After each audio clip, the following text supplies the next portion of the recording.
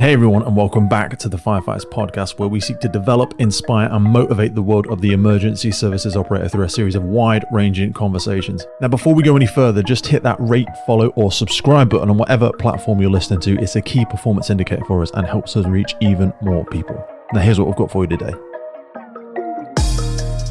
In today's episode, I'm joined by Peter Younes from the Project Command podcast for a conversation that, honestly, really hits a nerve with me at this stage in my life, in my career, because if we're being real about it, fire service globally, I don't think, we don't have a thinking problem. We've got some amazing thinkers. We don't have a lack of ideas. Don't have a lack of experience. I mean, some people would say there are areas of the pockets of organizations where there's less experience now, but ultimately, got some great mentors, got some great coaches. What we do have is a massive gap in actually getting things done in our organizations. We're really brilliant on the fireground. We're good at getting put under pressure. You give us chaos, you give us a job that we need to run straight into a burning building, jump into fast flowing water, and we will deliver. But stretch that same expectation over weeks, months, years in things like projects, change, long-term improvement work, and suddenly things really start to get quite vague and drift. Good ideas stall, initiatives lose momentum, money gets spent, and then spent again, and then spent again. Time just disappears as well. And culturally, people start switching off because I've seen it all before. And the truth is, we barely train anyone for that actual side of the job. Like before I was prepping for this podcast, I was like, how much project training have I ever had formally from organizations? Almost none. We promote people into positions where they're expected to lead multi-layered, multi-agency, and often multi-tens of thousands, hundreds of thousands, maybe even millions of pounds in projects. And then we give them almost no structured tools to actually deliver them. So what happens? We waste time, we waste money, and probably the biggest one, and I'm sure we all feel this at times, we waste cultural capital. Every failed project chips away at trust, belief, and buy-in from the people we actually need to do it. This is where someone like Peter comes in. His podcast is fantastic, and through his experience, through his work, he's been digging into exactly this problem. Why projects fail, why change is resisted, and what actually works. And we're going to talk about how we start building organizations that don't just talk about improvement, but actually deliver it, because there are some amazing examples out there, some amazing examples in the UK Fire and Rescue Service, but certainly globally. There's places where this has been doing really, really well. So there's some great points in here. There's some book recommendations. There's his podcast, which you can get in the links if you go in below and have a look at it. And this one really goes deep into a lot of these leadership elements, ownership elements, culture, and most importantly, execution. Getting this stuff done, taking people with you, and making that long-term, positive, sustainable change that we actually all want. So if you're in any kind of leadership role, and even if you just have to lead yourself, you're in a leadership role, especially if you care about where the fire service is heading, this is one I really love you to pay attention to and go back and have conversations and say, what input, training, development have I ever done, whether that's through the organisation I work for or even personally, about how to lead projects? Here's Peter Younes. I'll see you on the other side. I was just saying before we go recording, I was listening to two of yours this morning. So I love the Q&A session. The last one you did, which came out just this week, not this week, was it last weekend, Sunday? Sunday it came out, didn't it? I usually publish on Sundays. I have a business partner who does like a shorter episode, and he'll sometimes put out on a Wednesday or a Thursday. But I just wanted to kind of get more content out there. But I'll typically publish on a Sunday, or if I'm a little bit behind schedule, which of course you understand, sometimes I'll put out on like a Monday morning, Monday afternoon. You did. Well, there's a total irony because I think the other one was, when was the 29th of March? I'll have to check the diary because the last one was end of last month. Wasn't it? Yeah, and I wanted to right. focus on those two. Okay. Just as we start, because no, we have to focus on them. But you do such a fantastic job in them, especially the one we're at this week, because it was a Q&A style solo episode. And you really, really unpick all of the elements of a project, why most of them fail, the intricacies, the scalability of them. You give a great example about rolling up to a kitchen fire or a property fire, and how scalable, depending on the steps and the complexity of whatever the thing is, depending on how many steps you want to put in. Right. And before we got started today, we were both talking about the fact that we obviously both run podcasts. Yours seems unsurprisingly much more organized than mine. Oh, I don't know about that. I'm just Honestly, Pete, I love that it comes across that way. It doesn't always feel that I don't way. know. Just listening to your mindset, and I know people think, oh, they're doing the high five, like bloody, just bigging each other up here. But like in all seriousness, I think we're just operating from slightly different software, and I don't mean like software like how we run it. I just mean like because a lot of what this is mindset, surely to an extent. Of course. So we'll have gone through in the intro who you are and what you're all about. But when did you start going deeper into this whole? I think we're thinking about this wrong. We have lots of concepts about how we think about projects in fire services, probably, but we don't necessarily do any real training in it. It's ironic, or certainly I can say from a UK perspective. You said before the most valuable commodity in an organization is people that can actually get things done, and it's so rare that we are delivering projects on time, within budget. We seem to deliver really well under pressure on the fireground, but we don't have that similar commodity when it comes to this type of stuff. Yeah, I mean, honestly, like that's exactly right. And I think myself, as well as like, I don't know, pretty much every firefighter I talk to, they want to be the guy on the fireground, the guy or girl on the fireground that gets trusted with heavy work. Like you got to take a line interior, zero visibility, high heat, or there's a rescue that needs to be made, and you want to be the one that gets that heavy work. And so that's always how I came up in the fire service. And I, all the way through being a firefighter, being a lieutenant, I've been at really, good, hard charging, aggressive fire stations with aggressive guys. And so that mindset, when I got promoted to captain, and then I got, onto the administrative side of the fire department, that mindset came with me. And now all of a sudden I'm being tasked with, hey, here's a multi-million-dollar project, or here's a project that's going to involve the police and, our fire department and the 911 agency, and you need to get it done. And I like being tasked with the heavy work, but I also, if you want to get the heavy work, you got to deliver. And there's this quote I love, which is like, at every level of an organization, there are always people that are great at diagnosing a problem and telling you all the reasons it can't be fixed or all the issues you're going to run into. But there's such a small group of people that'll just put their hand up and say, hey, let me take care of that for you. And I always want to be the guy that says, hey, I'll take care of that, And so I heard it said that at every level there's a devil. That's a good one. I like that. It's not mine. It's someone else's. Can't remember who it is. I should attribute it to the right person, but it's true. Like, there's a thing about is it Goodhart's law, where they're like, don't attribute to malice what could easily be explained as incompetence.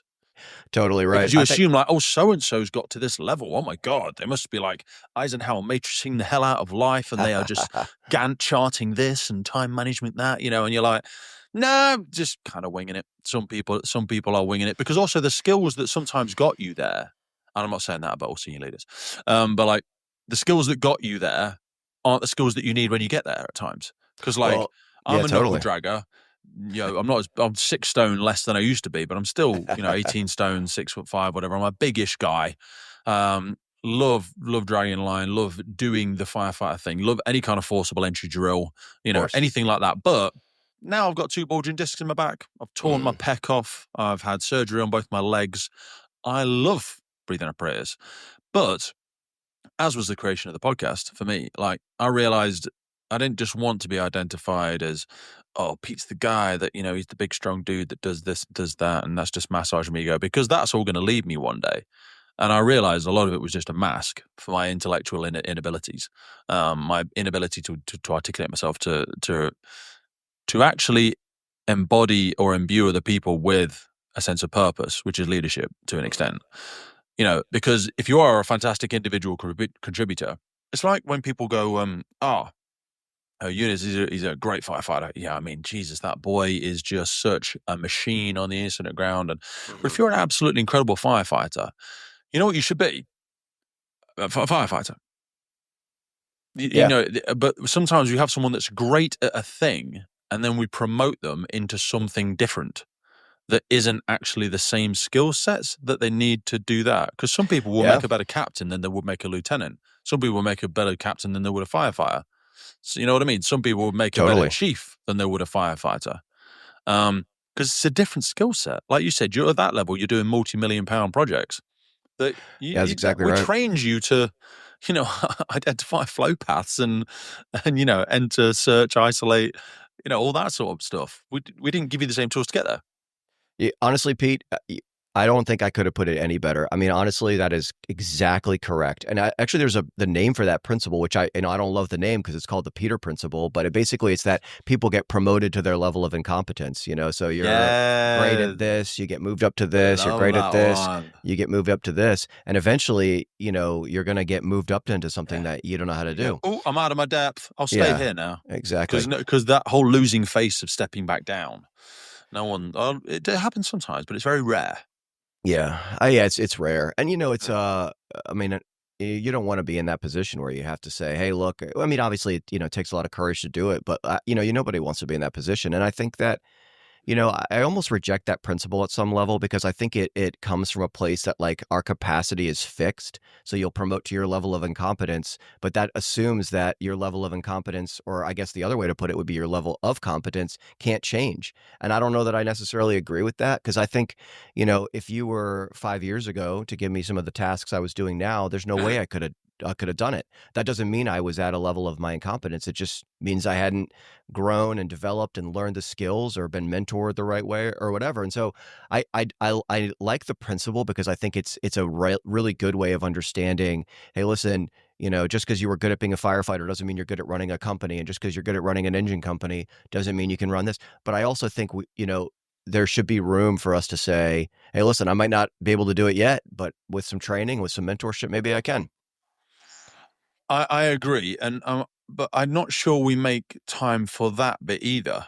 Like, you're right. because like I was alluding to, like a lot of the tactical, the tactical muscle memory, fireground tactics that we learn as recruits, and then through our development there.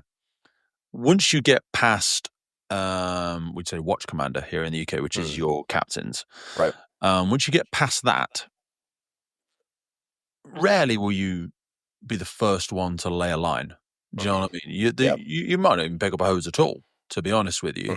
Not because you're lazy, because it's probably not the best use of your skill set at that time. And the most powerful thing you will be wielding will probably be your words. Yeah. And your mindset, your ability to distance yourself from thing, gain a different perspective, not get wrapped up in the chaos of whatever. Those are the tools that will serve you best from that point forward. Because otherwise you're just going to be trying to push people out the way to get back to your comfort zone, which is, hey, let me get in there involved. You're removing that door wrong. Let me get in here. What are you doing?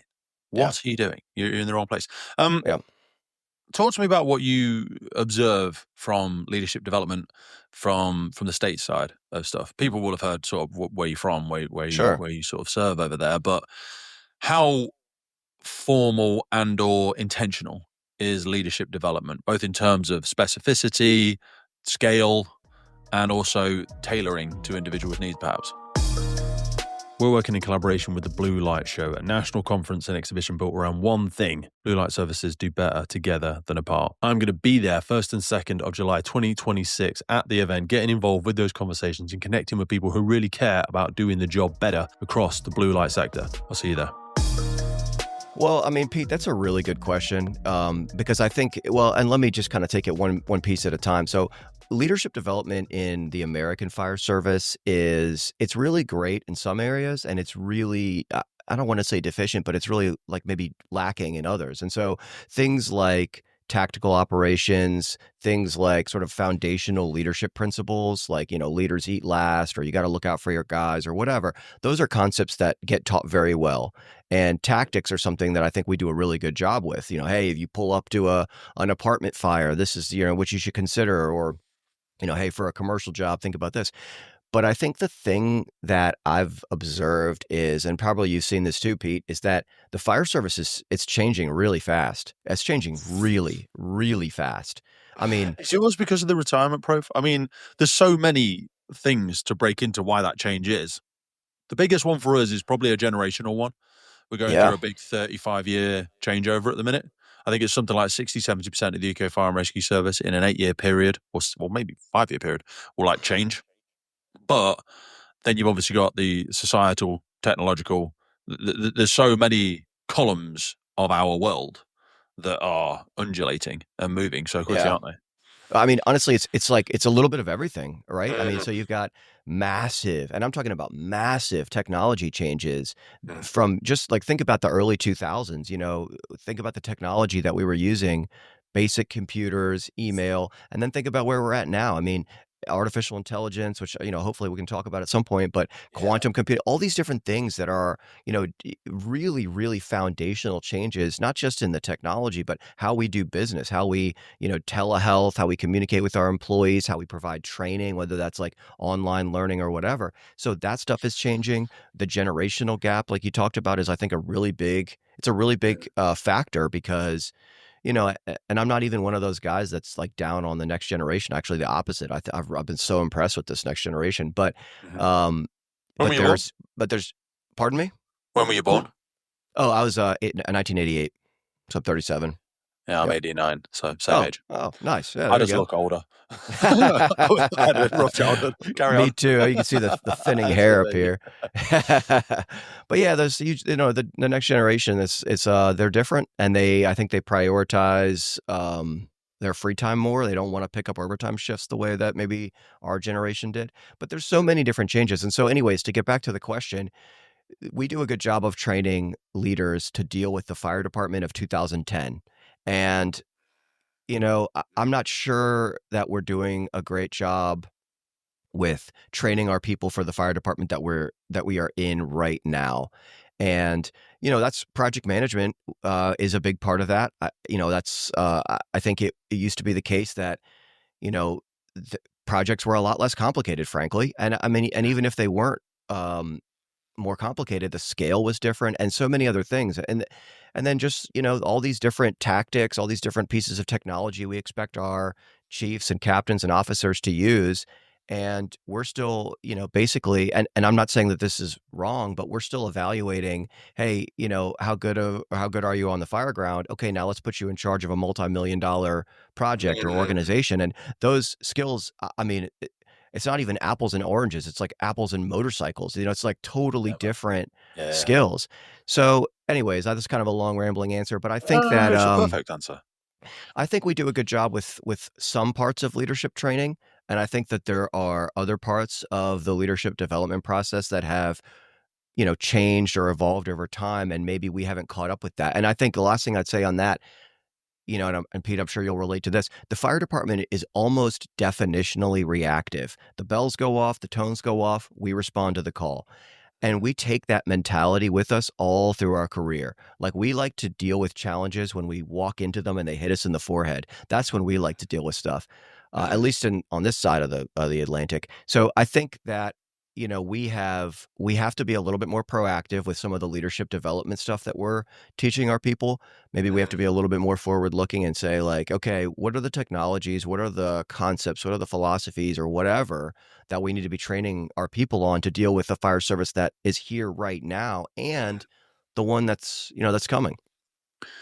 Do you guys still sit the exams? I mean, I know you still sit exams for your lieutenants and for your captain. You sit an engineer's exams, don't you?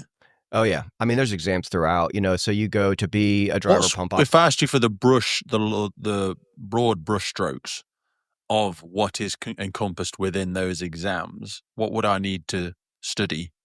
You would study. It's heavy on tactics, heavy on, and it's different at lieutenant and captain. And I'm a captain, so I couldn't say above that, but I can tell you the ones I've gone through. Very heavy on. So very heavy on. People that aren't familiar. So captain, you would be the most senior person on station. Yeah.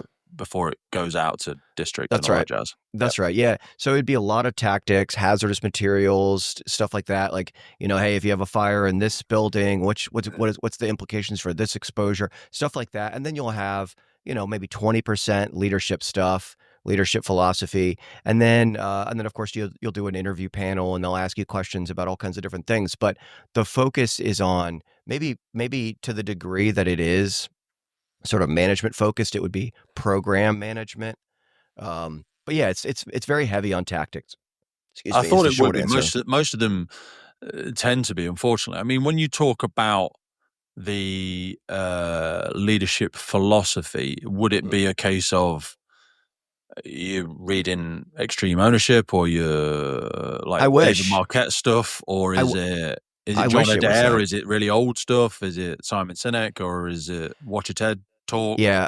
Where are we at? No, I wish it was stuff like that. It tends to be much more theoretical, like, the different, there's authoritative, laissez-faire, different styles of, and it would be like, okay, you have a leader who lets the guys decide what they train on. Is that an example of authoritative, laissez-faire, blah, blah, blah? It's stuff like that where it's like, I mean, okay, I'm not saying there's no value in that. Oh It's good yeah, to, there's pattern recognition. I mean, you could at it's, least identify what you're looking yeah. at.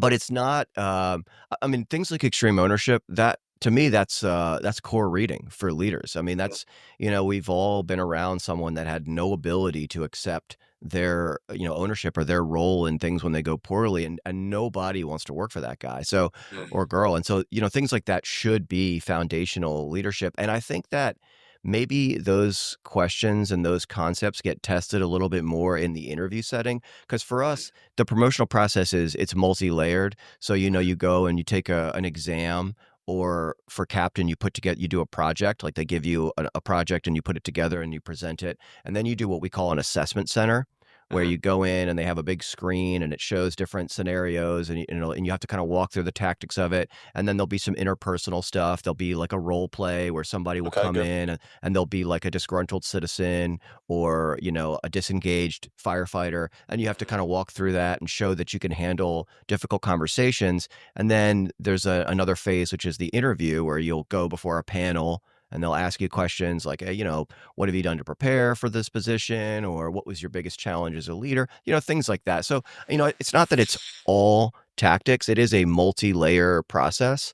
Do you And have any any, feedback systems before you go to them? Do you have like 6 month? We've gone so hard left on a tangent, but I think it's relevant. So let's keep hey going. man, this is My good. fault. Oh no, it's good stuff, man. Do you do things like 360 feedback? You know, excuse me, we do feedback. Typically, the feedback comes at the end of the process, and at least You do it as a continual thing in your career. what do you If mean I by wasn't going for a promotion, would I be getting formal yes? feedback? Yeah, oh yeah, oh yeah. Okay. That's something we do a really good job Like with, an annual actually. PDD, Yep. sort of annual appraisal, whatever. We do. When you're a newer, we call them a probie or a probationary firefighter, you get them every 3 months. Yep. And when you're when you're not a probationary employee, it's every year. You get an APA, we call them annual performance appraisal. And it's, that's the 360 evaluation. You'll have these different metrics that you're evaluated on. And then that's a chance for you to talk to your supervisor, whether that's your lieutenant or your captain. And you kind of go back and forth like, hey, this is what I want you to work on. This is what you want to work on. And that gets written up in a formal process.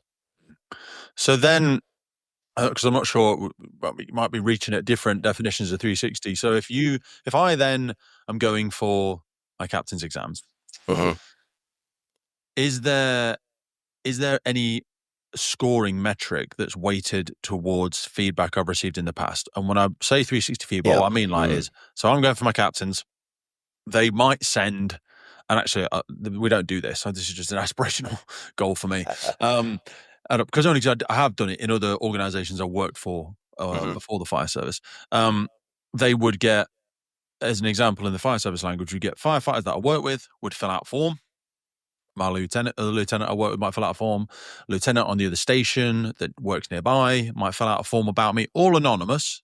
Yep. But it will say, scale of 1 to 10, how trustworthy is Pete?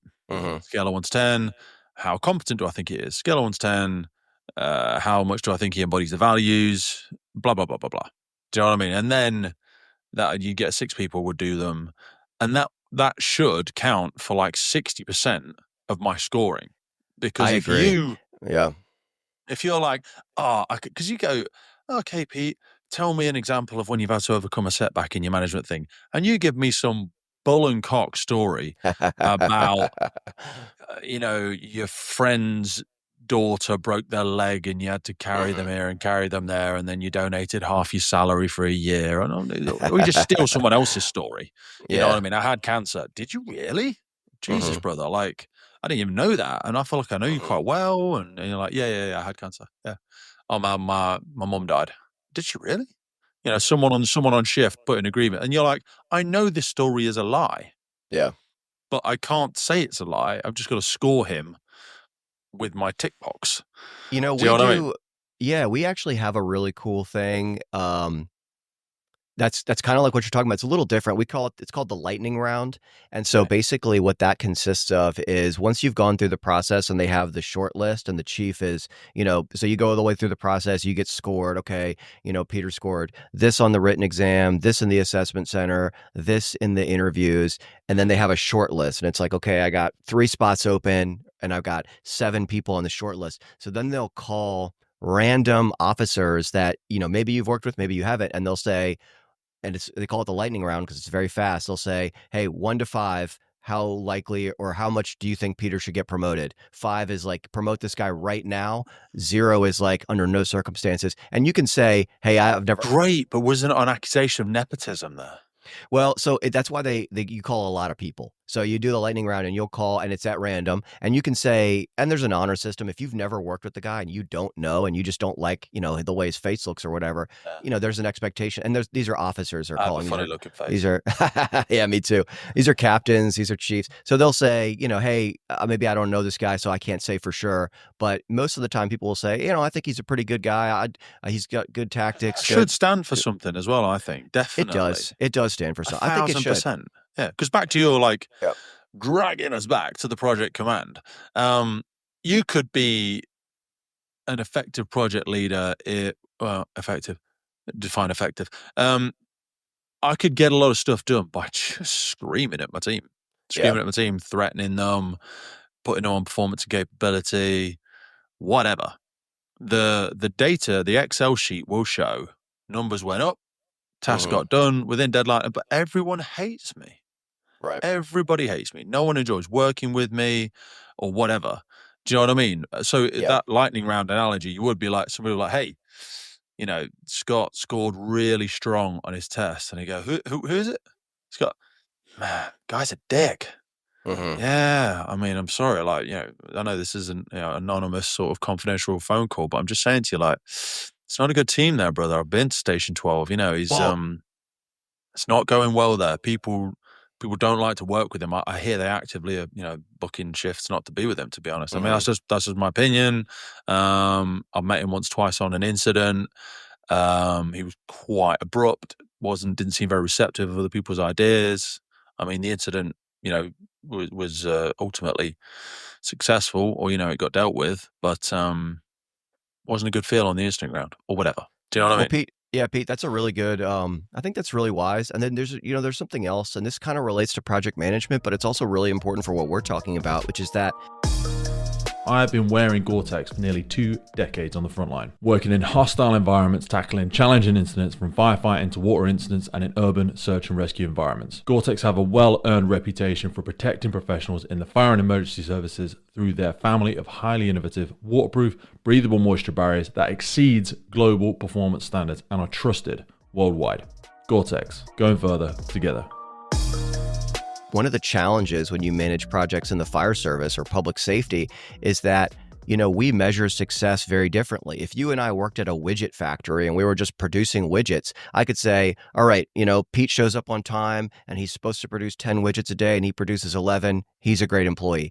But we don't produce anything in the fire department. Our metric for success, it's like, so we're not in the business of creating things. We measure our success based off of workforce, workforce metrics and community metrics. So it's not just that you can measure, hey, how productive is he or how efficient is he? If you're a good leader, the people around you should be getting better. They should be growing. They should have, and then, another thing is like, hey, are you taking care of these guys? Because we're in a line of work where people's mental health is a real issue. And so, are you the kind of leader where when you get back from a bad call, you're going to sit down with your team and say, hey, listen, that was a really rough one, and I'm hurting inside. How's everybody else doing? And so it's not just a case that you can measure raw efficiency or raw proficiency. It's more. Yeah. It's much more complex than that, I think, in the It fire is a very service. complex system. It's a perfect example of one of those, not everything that's measured is worth measuring, and not everything that can be measured. Oh, not everything that can be measured is worth measuring, and not everything measured worth measuring. Well put. Because our stuff is hard to measure. Because like if you did go back and do a well-being chat, we call it TRIM, incident management, traumatic risk incident management. Did you do an at-missed sort of briefing or a just briefing to see well-being? If I did do that when we do them, we had a fatal a week ago. Control, our fire control, our call handlers, they'll ring to make sure we did one, because if not, they'll send an officer to do one. I love that. But yeah, that's good. We're getting a lot better at that. We're good at the short term. We're not good at the follow-ups yet, but we're certainly on the right path. If I was just doing it to tick boxes, though, like if I said that's the whole what's that one called? It's called another thing where when you start measuring something, it ceases to become a good measure. So if you said like, yeah, I don't know what that's called. It's called a thing, isn't it? there's a man. Razor?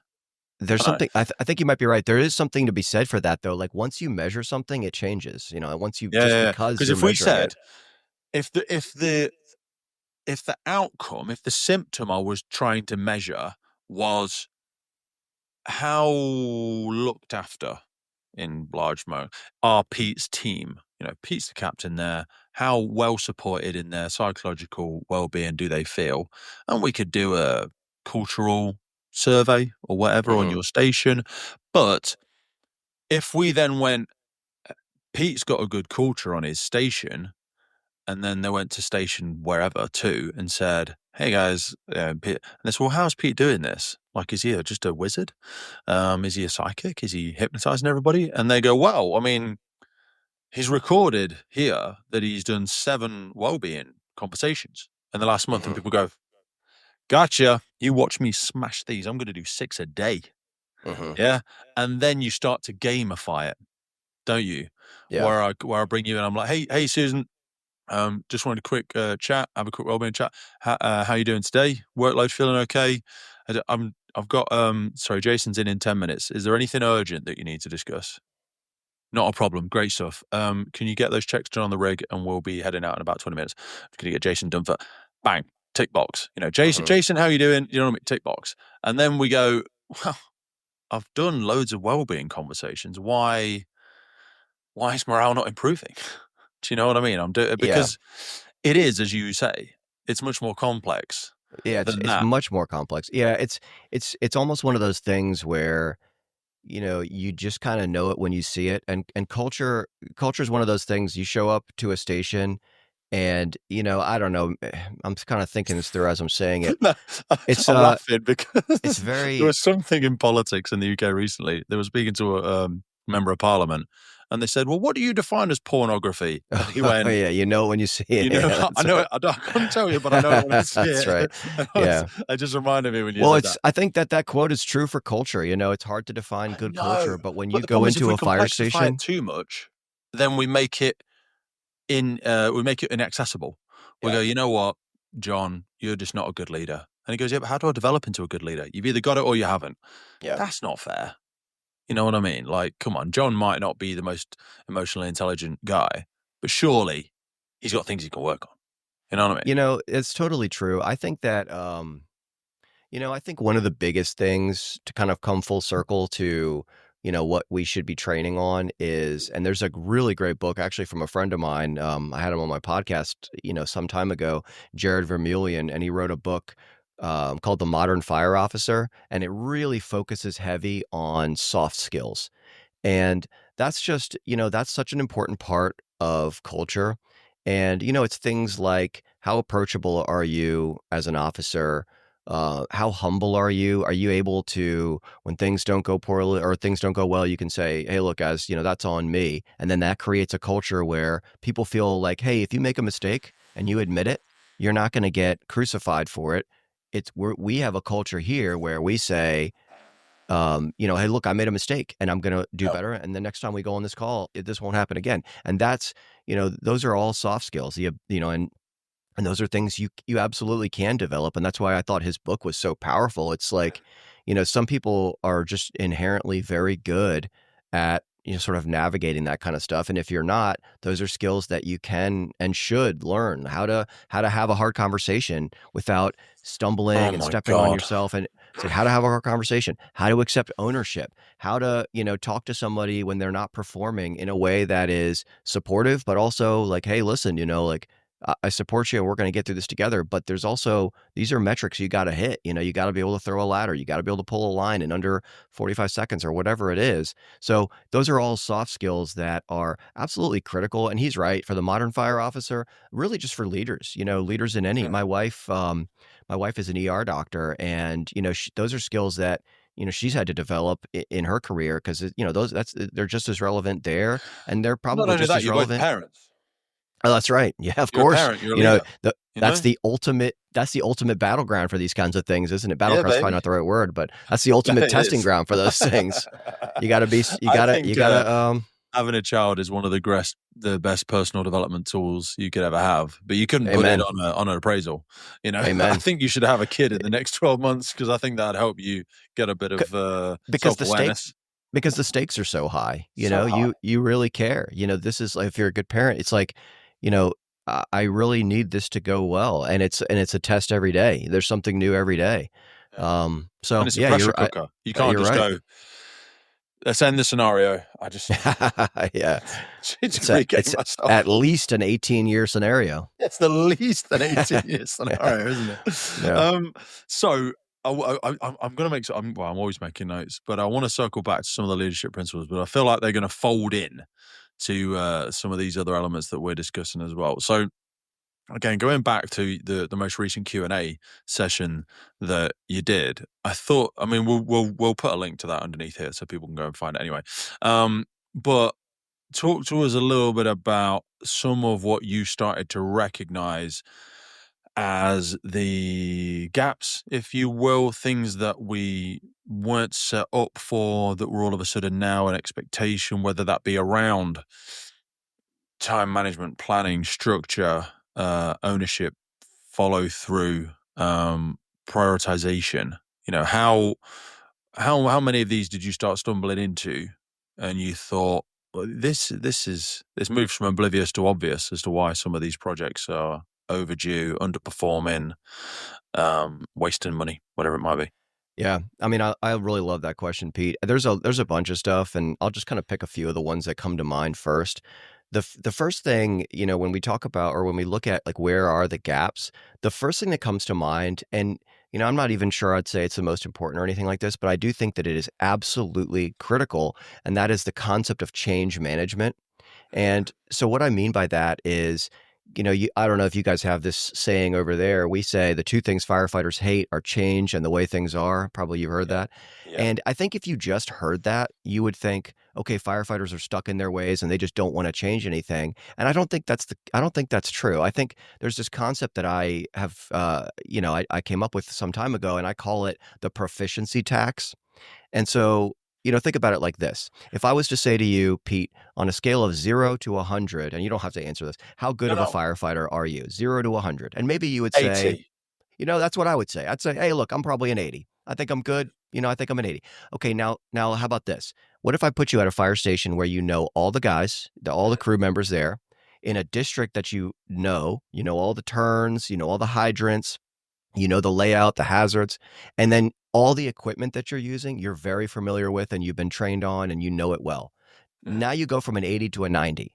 Okay, just because you're in that environment that you're so familiar with. But now what about the opposite? I managed to push a lot of it down into the subconscious. I've become very slick in a lot of the stuff that I'll be doing. That's in that scenario, not now. Yeah. I'll move stations all the time.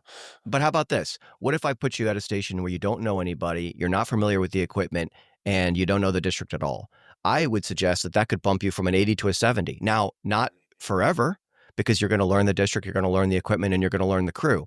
But I call that the proficiency tax, where when we put new things out, new equipment, move you to a new station, whatever, there is a tax that we basically are charging you, where it's like, look, for a short period of time or for a period of time, I'm going to take away some of your proficiency, not intentionally, but that's the net effect. And so firefighters maybe haven't thought about it in those terms, but we all on a gut level know, if I'm using this 12 lead monitor for your heart monitor, and you're used to it, every time you go to a cardiac arrest, I press this button to shock, I press this button to analyze, whatever. Now all of a sudden I'm like, hey, look, now use this one, and it's totally different. And even though you'll get training on it, you still have to build that muscle memory. So we on a gut level know change means that there's going to be a proficiency tax. And so in our line of work, where proficiency is life and death at times, you're going to resist that on a gut level, because you're like, look, I don't want to have a reduction in my proficiency for a cardiac arrest or for a house fire or whatever. So it causes us to have this sort of like intrinsic, like push that away kind of thing.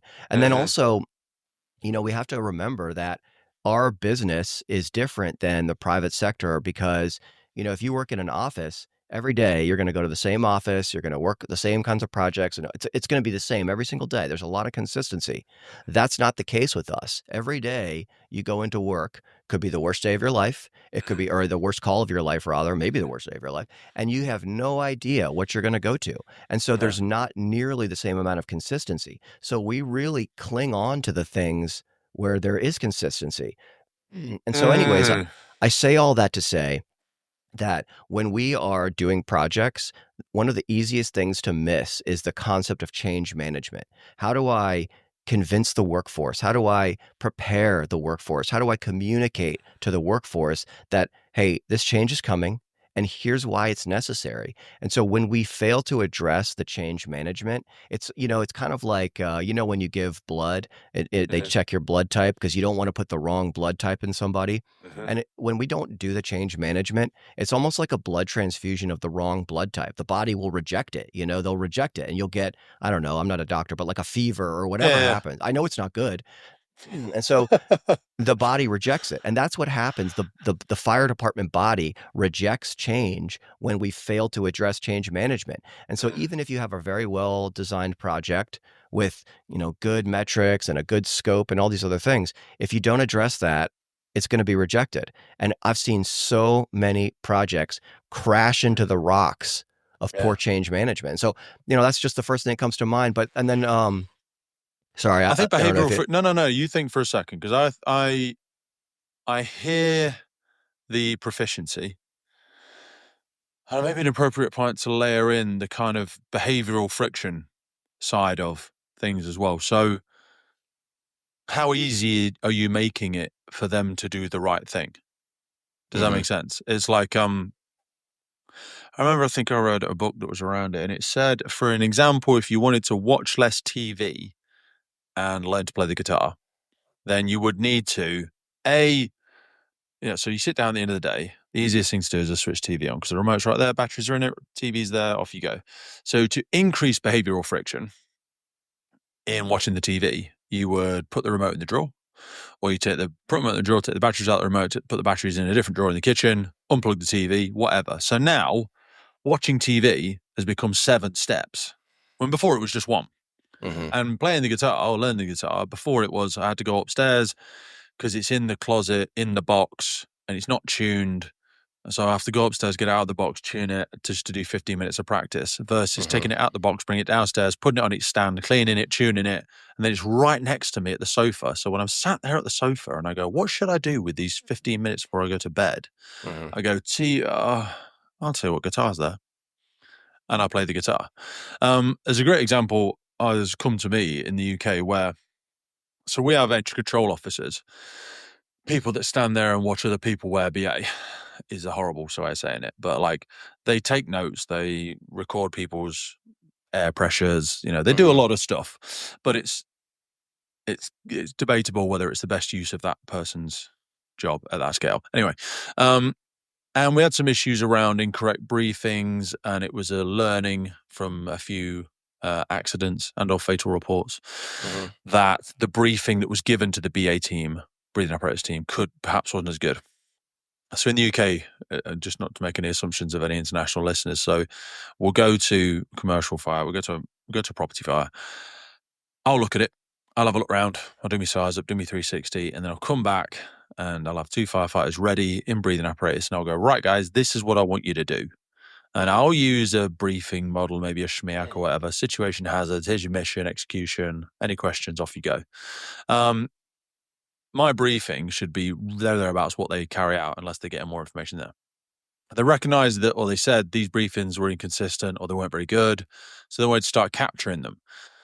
So they came up with briefing logs in certain organizations. Now, if we go back to the project command. So I said to you, we'll run a little scenario here. Pete, it's been a national learning has been identified that we need to record briefings to breathing apparatus. Ask me any questions you like. That's your project. Just run as a little scenario now. Have you got any questions? So, sorry, what's the project is this learning objective is what we're the objective? Yeah, to teach everybody this new concept? We concept? need to have a method of people recording these briefings.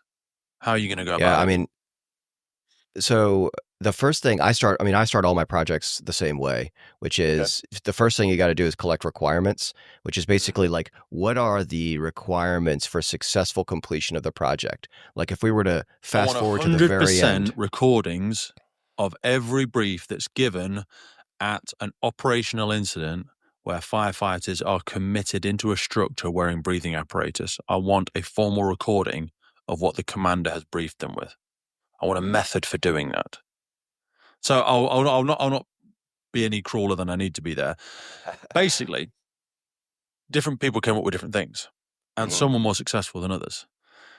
Many organizations came up with a paper pad, and said, right, what you're going to do is when the incident commander's given the brief, you're going to write it all down. You're going to tick all the boxes, write it all down. And another team, so let me try and word this correctly. So that team got something like a 30% success rate. Another team got about a 97% success rate in recordings of these briefings. And the way they did it was use a dictaphone. That makes sense. Behavioural friction is so low, but because all the person does is they go, I'm going to give the briefing now, ready? I'm doing exactly the same as I always did, but I'm just got to hold this thing and press the button. Yeah. Versus the other one is I need a scribe, someone to stand next to me with a piece of paper that gets wet in the rain and write things down exactly as I say it. What's the bloody likelihood you're going to write? Nearly impossible. Yeah, and it proving worse, but it's not impossible. It's 20% successful or 30% successful. But of those 30%, the vast majority were written retrospectively. Yeah. They went, hey, have you got the briefings from the BA teams? Yeah, give me 10 minutes. I gotta say, I think I'm still sort of like kind of getting my mind around what the BA team, what this job entails. I just, so I think I've heard of the concept, but this is like an officer that's standing at the door, and everybody that's going in, they're taking notes about their equipment. So we have an entry control system, so that we know where firefighters are, and I'm not saying GPS because it hasn't got that on it either. Just where they are in the building, what they're doing, how much cylinder contents they're approximately at the moment. So this entry control officer is effectively coordinating breathing apparatus wearers, but they're not in charge of them because a firefighter can do it. They don't have to hold a rank to do this job. I see. But they must pass through this board, and it is just a board, and they would just write stuff down on it. And some of them are electronic, and you can slide a tally. So, my tally that I pull out of my set, I give it to you as you plug it in. Some of them work on telemetry, and it's electronic, and it goes, this is how much air you've got in your cylinder. So then me as the entry control officer, I'll sit there and I'll go, Alpha Team 1, just to let you know you're 10 minutes from turnaround time, or just to let you know you've got 180 bar left, you've got 12 minutes, start making your way out. And then the BA team will also talk to me as the entry control officer, and they'll go, entry control from Alpha Team 1, we're on the Bravo side, we're on the north side, we're going to the first floor. And I'll make a note of it. Now, I much prefer your way of doing it.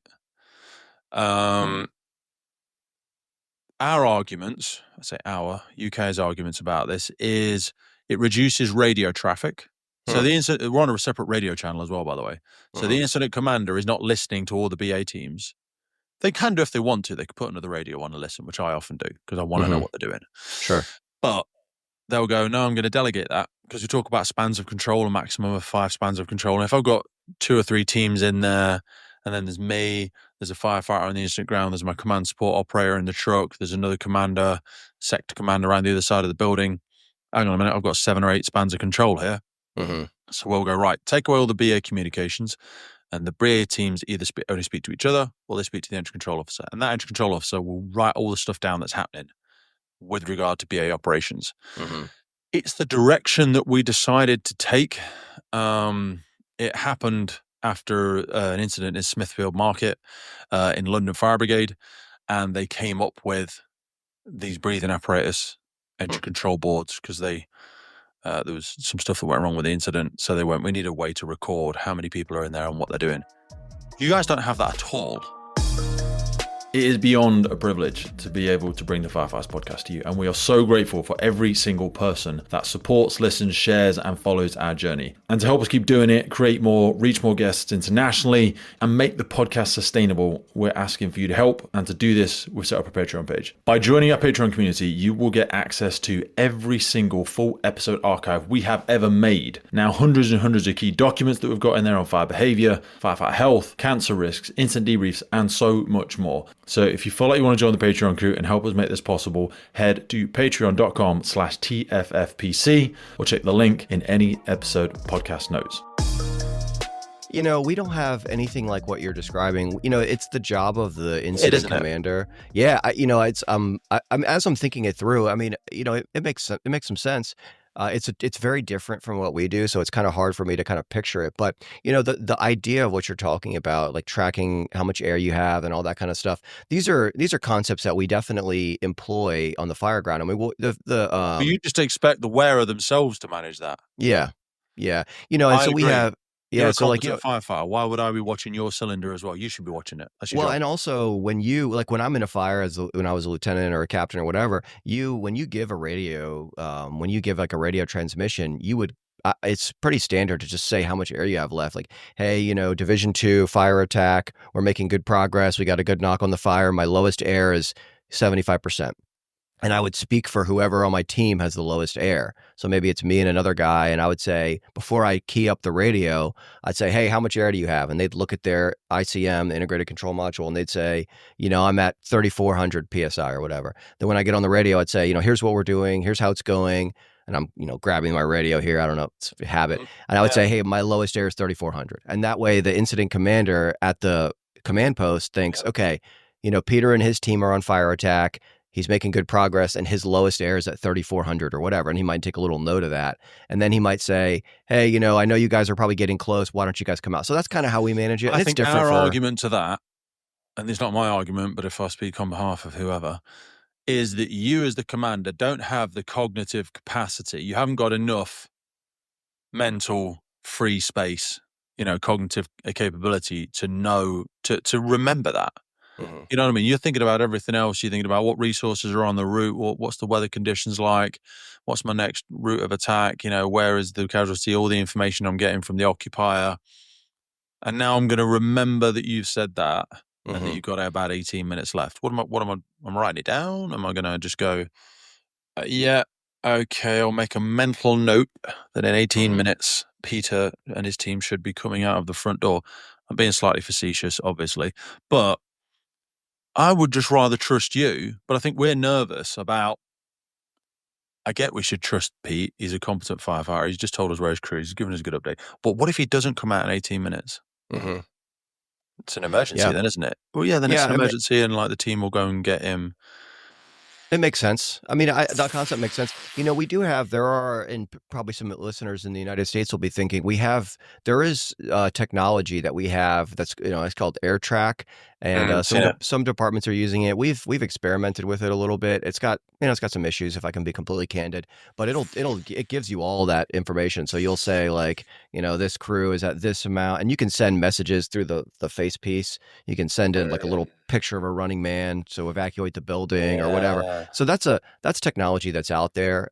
We use it maybe intermittently. I think we've experimented and we're like, not right now. It's got some work to do.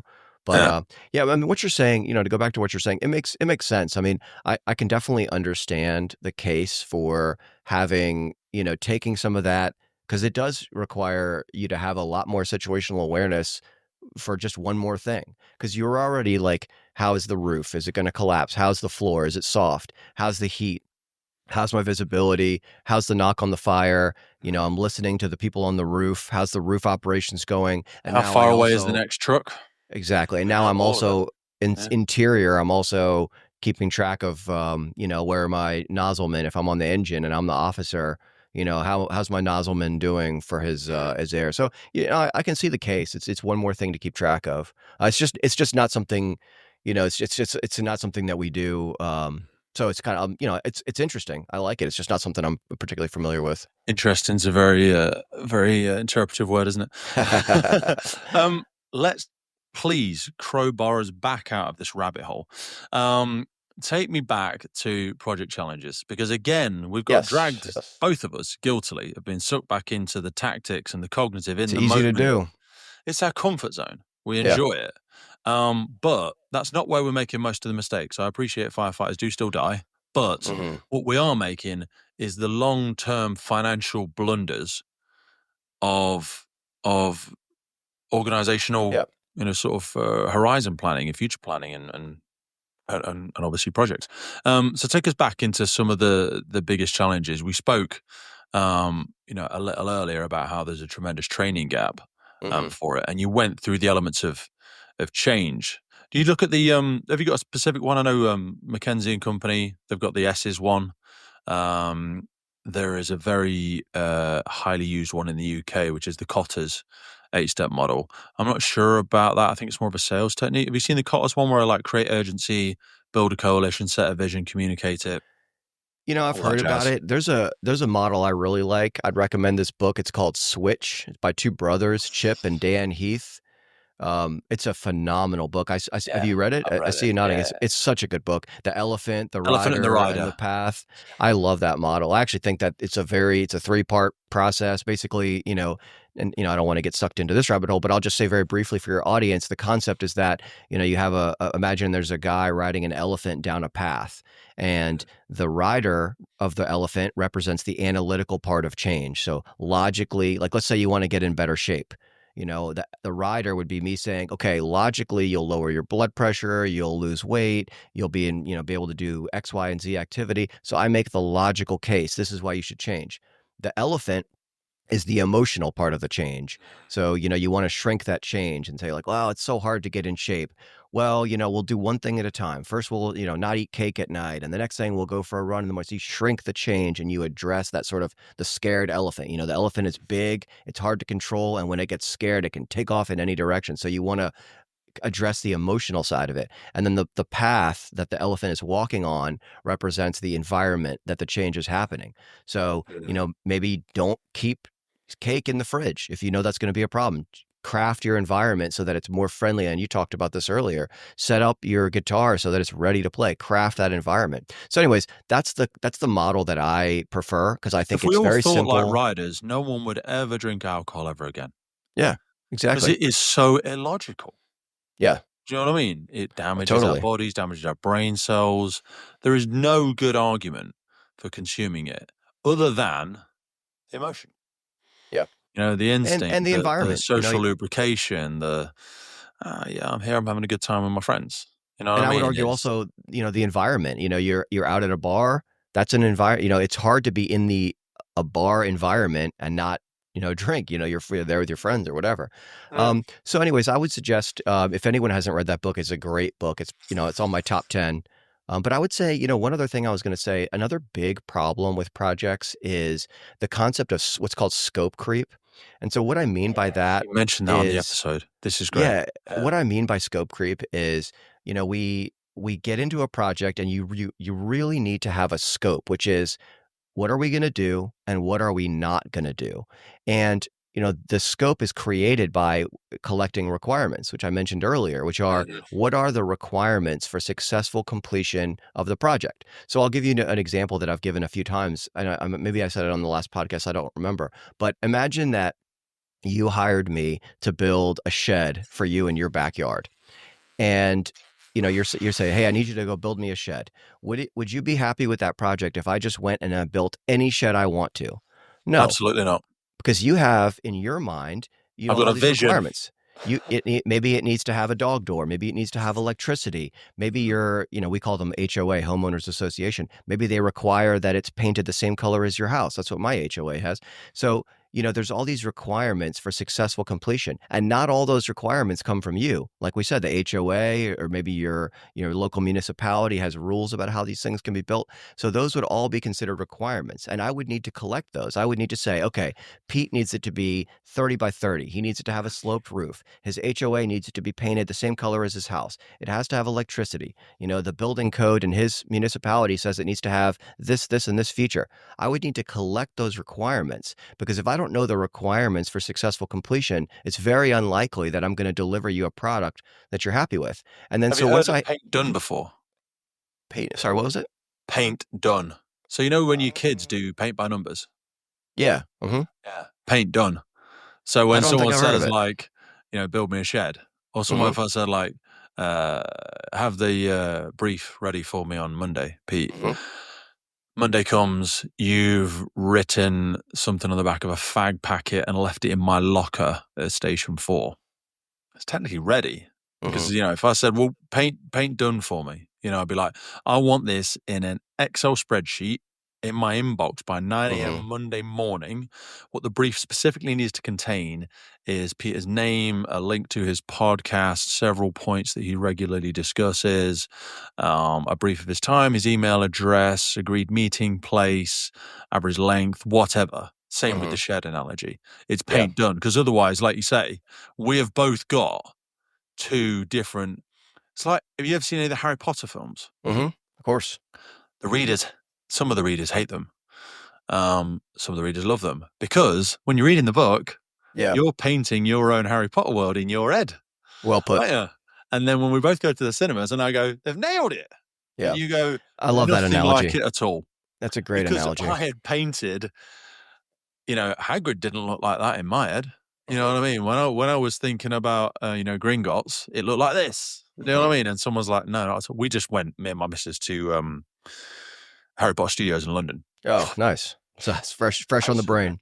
Brother. Yeah. But it's a great example is that your perception of done, my perception of that, you know what I mean? We've got to agree on the same reality, haven't we? Otherwise we're set up for failure. That's exactly right, Pete. And then, the reason so obviously it's important, the scope is critical, like we just discussed, but then, you have this challenge where the scope in the fire, and I've seen this countless times in my department. And, through the podcast, I've had the chance to talk to dozens, of fire chiefs and project managers in the fire department. And what happens is, there's so much going on in the fire service. And when a project gets going, they have a team, they have a budget, they have momentum, they have a plan, and they start to get stuff done. And then what you'll hear is somebody will say, hey, while you're doing that, can you also do this?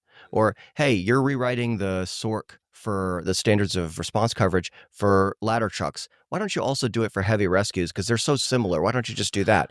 And nothing sits in isolation, is it? No, it doesn't. You're exactly right. They're all right interconnected about that. systems. Yeah. And so what happens is you balloon out that scope, and the scope is so integral because your schedule, like how long the work is going to take, and the budget, how much the work is going to cost, are directly linked to the scope of work. And so as that scope expands, the schedule expands, the budget expands, and then, the risks expand.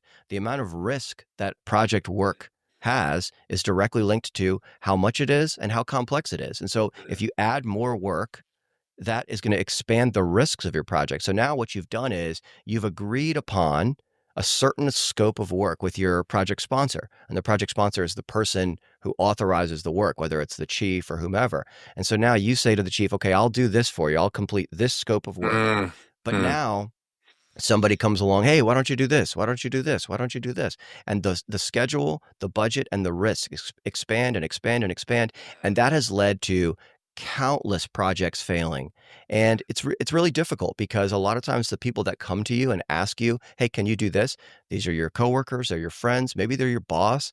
And so it's difficult to say, no, we can't do that. That's not a part of this project.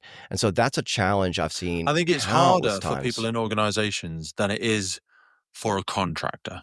Yeah. Okay, totally. You're right. Well, because like when we work with our partners, and we have some fantastic partners on the podcast, but if they go, hey, do you reckon you could do this? Could you come to this event? Could you come to that event? And I'm like, we can have that discussion if you'd like to.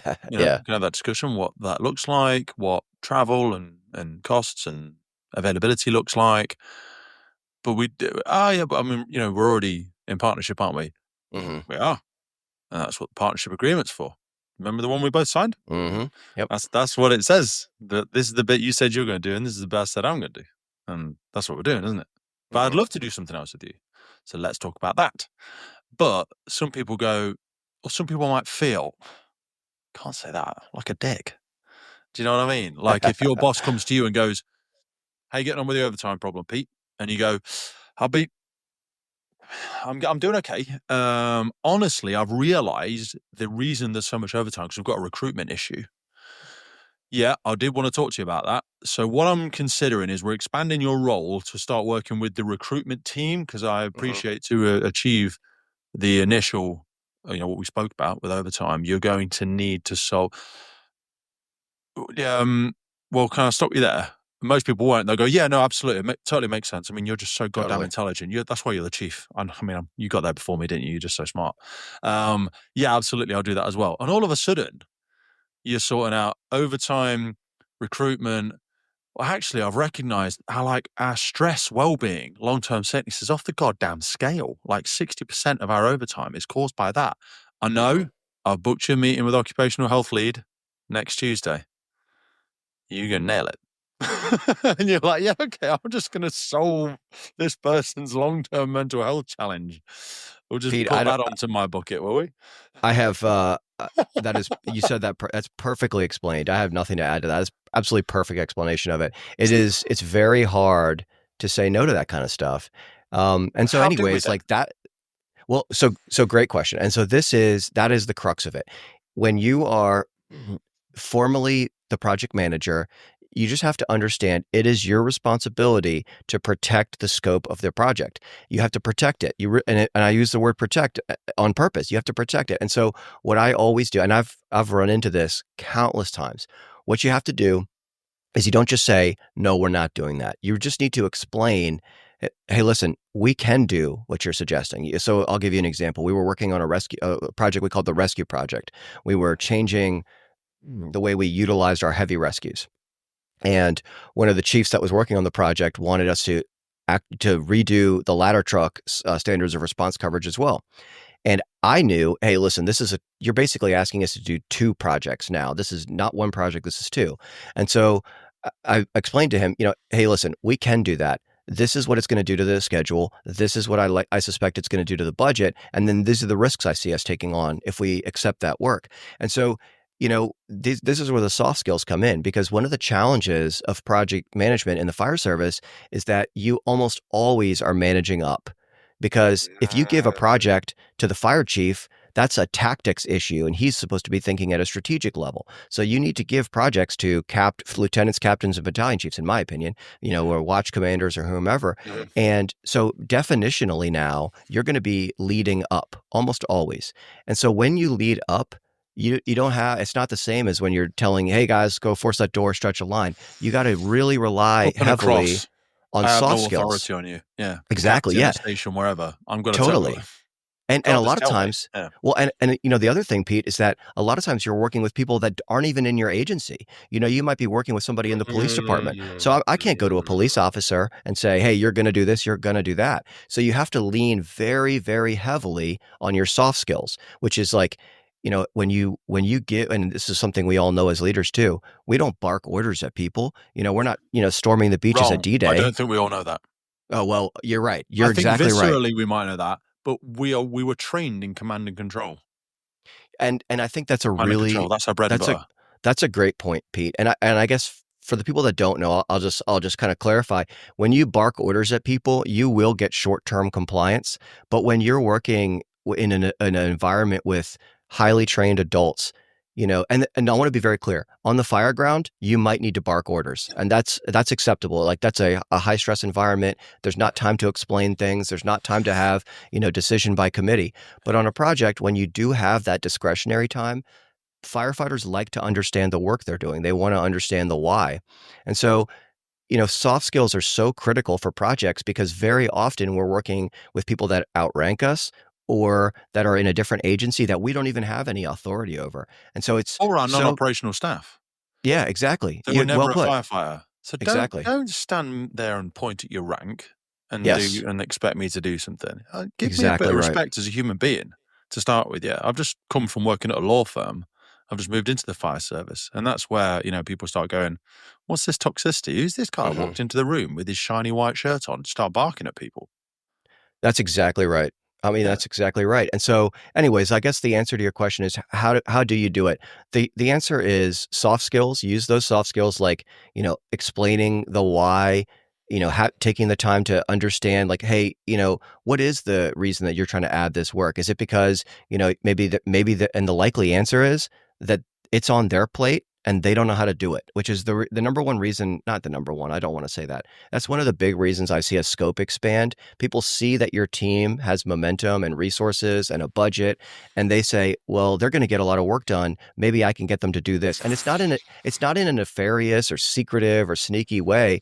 We are all on the same team. You want something to do and ask a busy person. Yeah, exactly. We want to get stuff done. So in any case, take the time to explain to the person, hey, it's not that we can't do that work. We can. And if it's critical, okay, then maybe we will. But just understand, if we do that, the project is going to take on more risk, the project is going to take longer, and the project is going to cost more money.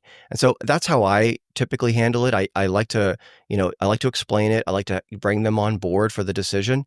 And then at the end of the day, there is an element of courage, and it's a different kind of courage than we're used to that's required when you manage projects. So in the fire department, we have, what I could refer to as physical courage. We have truckloads of physical courage, meaning like you'll go risk your life, you'll go into a burning building, you'll hang upside down from a rope 3 stories, 4, 5, 10 stories up.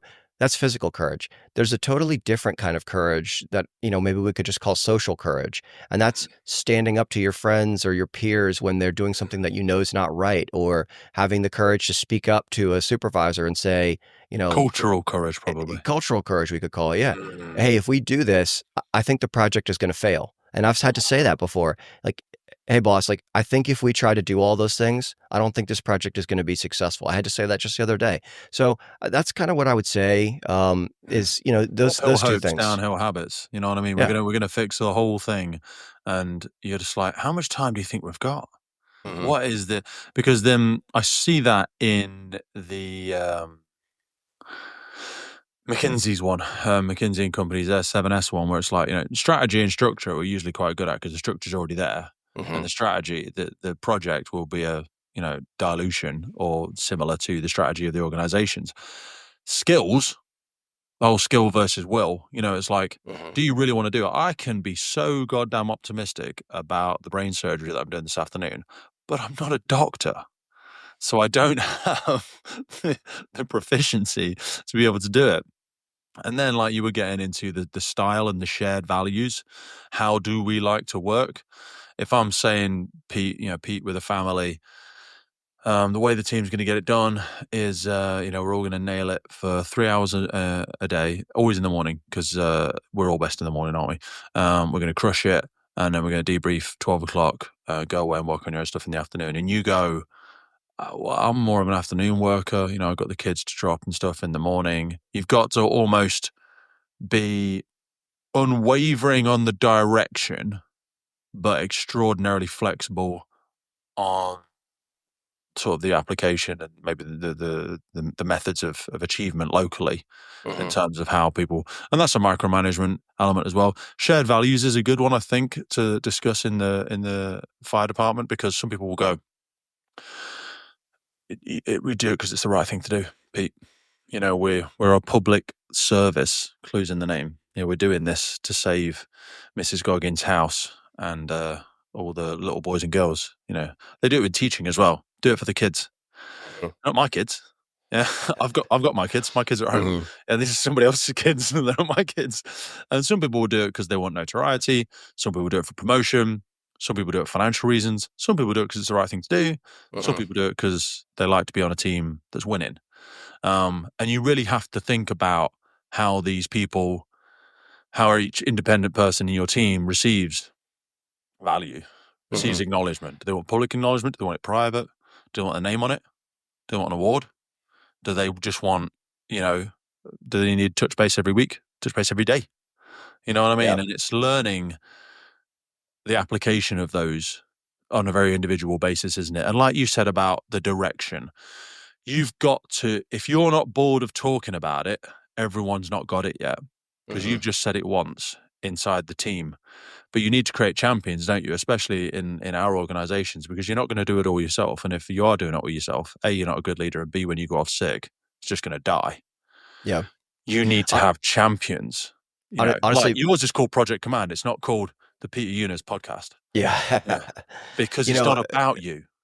Pete, I can really tell by hearing you describe the understanding people's motivations that you've been a leader for some time. That is such an integral part. Honestly, I really love hearing you say that, because it's totally right. Not everybody is motivated by the stuff that motivates us. And I think, we have this condition, humans do, where we think that, people, they have the same driver in life, and everybody's driver is different. So I just think that's a great point. And actually, sorry, go ahead. No, please. I was just going to say there's one more kind of interrelated part of that the scope element. Scott, sorry to keep clearing my throat. I'm getting over a little cold. When you have kids, you catch every bug that comes through the area. This is but, 18 years, 70% health that's range. Right. It's the best you're going to get. But one more thing I wanted to add, because I think it's so critical, and I think it's so easy to miss, is you have to understand, when you're doing a project, you have to understand who the stakeholders are. And the reason that that's so critical, and I really want to pause on this, because this is so important. And this is one of those things where if you miss it, there's a chance your project just fails altogether. And here's what I mean. Stillbirth. Yeah. Exactly. So when you're collecting those requirements, who do you collect requirements from? Where are those requirements? Are they just floating around in the air? No, the requirements come from people's heads, inside people's heads. And whose heads are they in? Well, they're in your stakeholders' heads. That's where they are. So imagine that, we want to, you and I are working on a project, and we want to put out a new 12 lead monitor, a new heart monitor. And so who are the stakeholders? Well, your logistics section is going to be a stakeholder. You're going to need to train your people. So your training section is going to be a stakeholder. Your IT is going to be a stakeholder. And so think about this. Maybe one of the requirements from your training section is, hey, you guys need a week for us to train everybody. Well, we can't start training until after August, because we're doing live fire training until August. So, great. That's an important requirement. Training cannot begin until after August. Now, maybe IT says, information technology says, hey, you have to choose a software that's compatible with this system, otherwise it won't work. Well, that's pretty important, because if you pick the wrong one, it's just not going to work. And so then maybe your logistics people says, hey, you can buy it, but it has to be from this vendor because we're on contract with them. So, okay, that's a pretty important requirement. We can't buy any products unless they come from that vendor. And if you don't take the time at the beginning of a project to identify the stakeholders, you're going to miss really, really, really foundational and critical requirements. And so just think about what we have, even in just those three that I just kind of listed off. We now know, okay, you need a piece of software that integrates with this system. You need to start training after August, and you can't buy it from this vendor. That's already, what we're doing right now is we're building our scope. Our scope is going to say, in the course of this project, we're going to find a product that's available from this vendor that integrates with this system. And then all those requirements that you collect, they shape the scope of your work.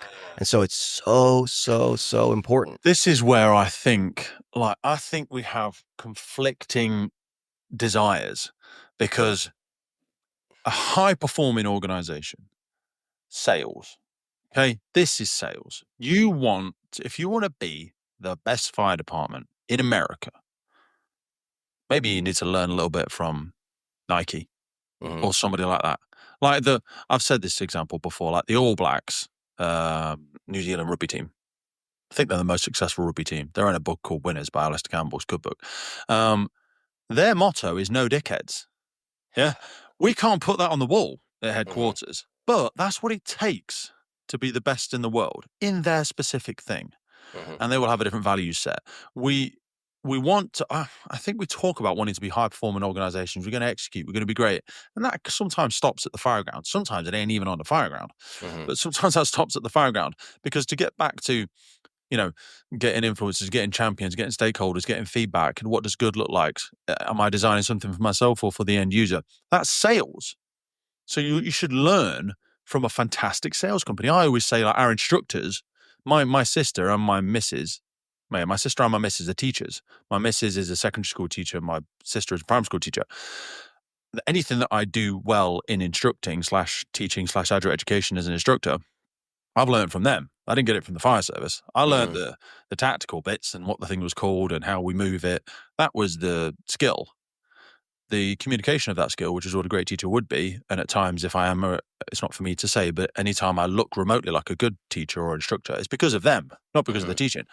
And a project thing, I think we miss a massive bit in sales, because everything is sales. Everything is influence. You've got to get buy-in. You've got to move people. You've got to change behaviors. We've got to align the priorities. You're selling ideas, decisions, actions, a new way of working, a training standard, a project, a safety change, a decision on the fireground. It doesn't just happen. And I think when we assume an agreed commitment, because if not, I'll sack you or I'll put you on a disciplinary, that's not moving people.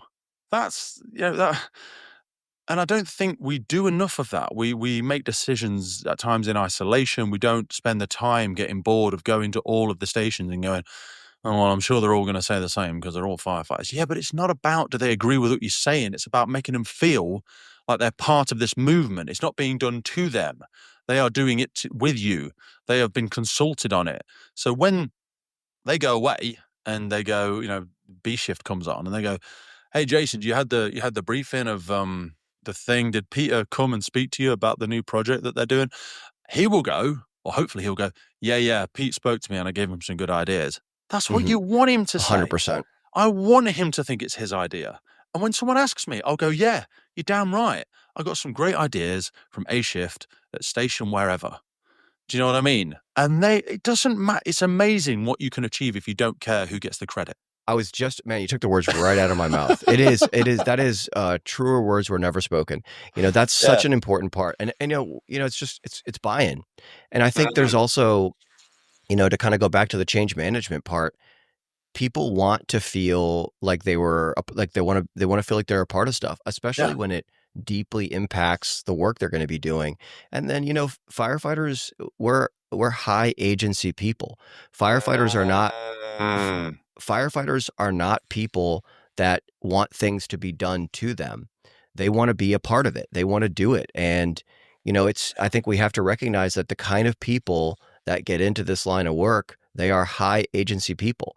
And we need them to be. That's what we employed them for. 100%. Yeah, exactly. And so I think when you expect them to do something out of sheer compliance, you won't. Exactly. They'll go there and they'll go, I'm glad you asked. Here's 27 ways you're doing it wrong. Yeah. I haven't got time for that. I'm just telling you how we're doing it now. Right. And you have to have a level of built-in confidence, like in yourself, in the team, whatever, to do the kinds of things we ask firefighters to do.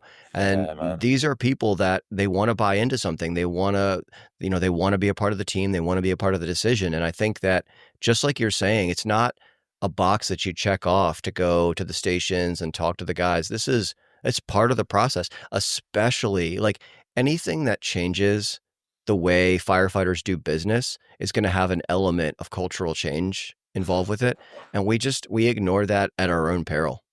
Mate, God, you're nailing it straight on the head. There's so many other things I've got on our list that I want us to talk about. I'm uber conscious of time. Can we do another one? Yeah, I would love to have you on again, brother.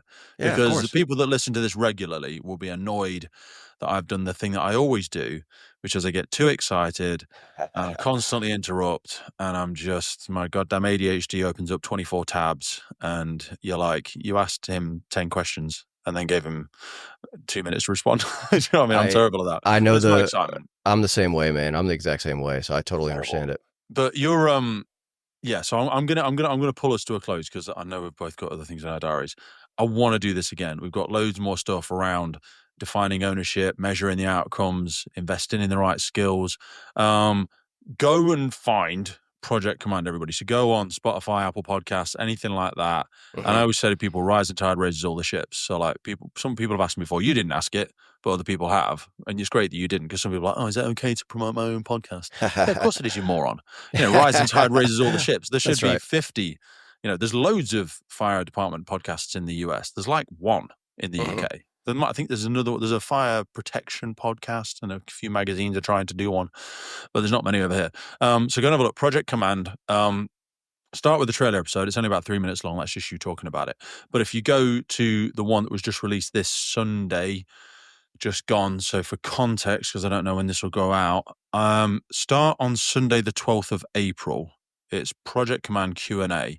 I really enjoyed that one. And the one before it about why change is so hard in the fire service and how we do it better. We've spoken a little bit about that today, but there's a whole solo 30-minute masterclass from yourself on there. So people, look underneath here, go and have a listen to Peter's stuff. Brother, I'd love to have you back on again in the future.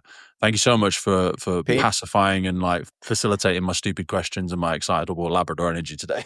Well, let me just say, Pete, I am so grateful that you had me on this podcast. I really love what you're doing. I think your podcast is great. And man, I'm so excited to share this with some other people and hopefully get some American listeners on there. But I just want to say I'm so grateful for you inviting me on here. This has been such a fun conversation. We've covered some really great topics. So yeah, just thanks again, man. This has been really fun. We'll do more, mate. And I would love to come over, see the family, get some food. Man, I hope I'm over in will. Atlanta again later this year. We're doing the 9/11 stair climb over there.